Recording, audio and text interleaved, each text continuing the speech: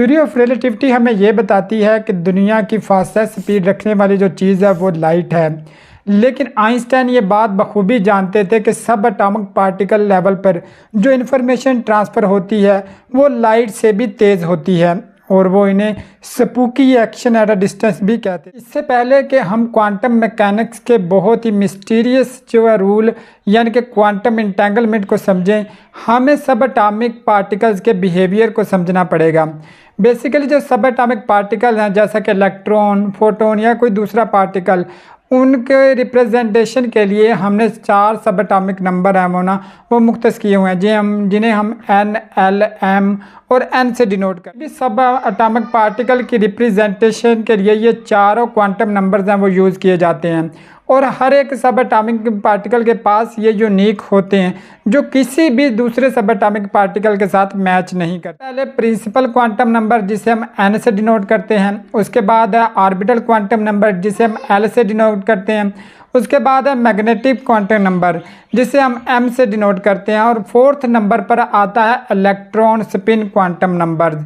ये चारों quantum numbers हैं वो किसी भी सब एटॉमिक पार्टिकल की रिप्रेजेंटेशन के लिए वो इस्तेमाल हो। इंटेंगलमेंट में दो जो सब एटॉमिक पार्टिकल्स है वो इस तरीके से इंटेंगल्ड हो जाते हैं कि उनकी तमाम प्रॉपर्टीज़ है वो इंटेंगल्ड हो जाती हैं, चाहे वो स्पिन हो या कोई दूसरी प्रॉपर्टी हो। यानी अगर हम किसी एक पार्टिकल की कोई भी पोजीशन चेंज करते हैं तो इंस्टेंटेनियसली दूसरे पार्टिकल की जो है ना वो स्टेट है वो चेंज हो जाएगी। इट डजेंट मैटर कि उनके दरमियान कितना फासला है।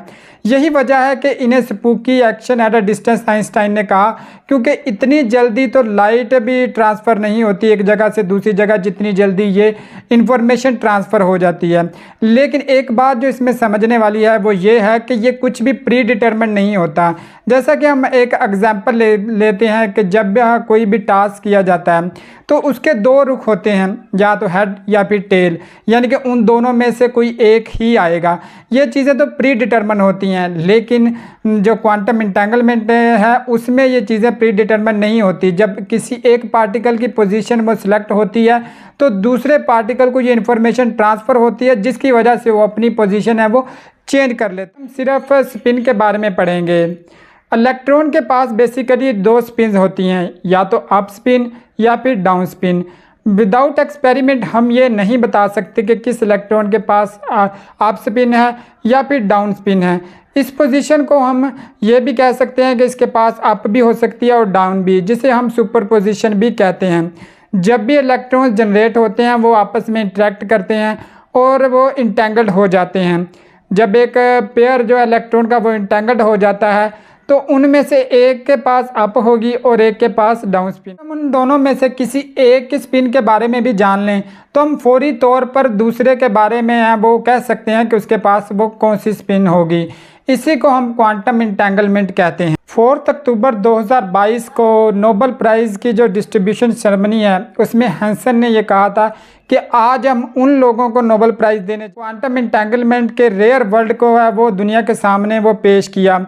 ये वो दुनिया नहीं है जो हम साइंस फिक्शन या मूवीज़ में देखते हैं, बल्कि ये हमारी हकीकी दुनिया है जो हम रोज़मर्रा ज़िंदगी में जिसे ऑब्ज़र्व कर। इंटेंगलमेंट की स्ट्रेंजनेस को प्रूव करने पर 2022 में 3 साइंटिस्ट को नोबेल प्राइज़ दिए। इन एस्पेक्ट जॉन क्लाजर और ज़ेलिंगर शामिल हैं। स्टाइन, पेडलोस्के और रोजन, जिसे हम EPR पैराडॉक्स के नाम से भी जानते हैं, उन्होंने एक थॉट एक्सपेरिमेंट है वो कंडक्ट किया और उन्होंने ये सजेस्ट किया ये जो क्वांटम इंटेंगलमेंट की थ्योरी है ये रियल नहीं है, यानी कि ये अनकम्प्लीट है ये। और उन्होंने हिडन वेरिएबल्स का जो है उन्होंने कंसेप्ट दिया, लेकिन लेटर रिसर्चेज हैं जो क्वांटम मैकेनिक्स पर हुई हैं उन्होंने ये साबित किया कि आइंस्टाइन इसमें रॉन्ग थे और ये हिडन वेरिएबल्स को कोई नहीं। इनका ये मानना था कि जैसे जैसे क्वांटम मैकेनिक्स पर रिसर्च होगी हमारे सामने जो हिडन वेरिएबल्स है वो आएंगे जिनकी मदद से हम जो क्वांटम इंटेंगल्ड पार्टिकल्स हैं उनकी स्टेट के बारे में प्रेडिक्ट कर सकेंगे। और साथ में उनका ये भी कहना था कि कुछ चीज़ें प्री डिटरमिन्ड भी होती हैं जिसकी वजह से ही ये हमारे पास क्वांटम इंटेंगलमेंट की जो थ्योरी है वो सामने आई है।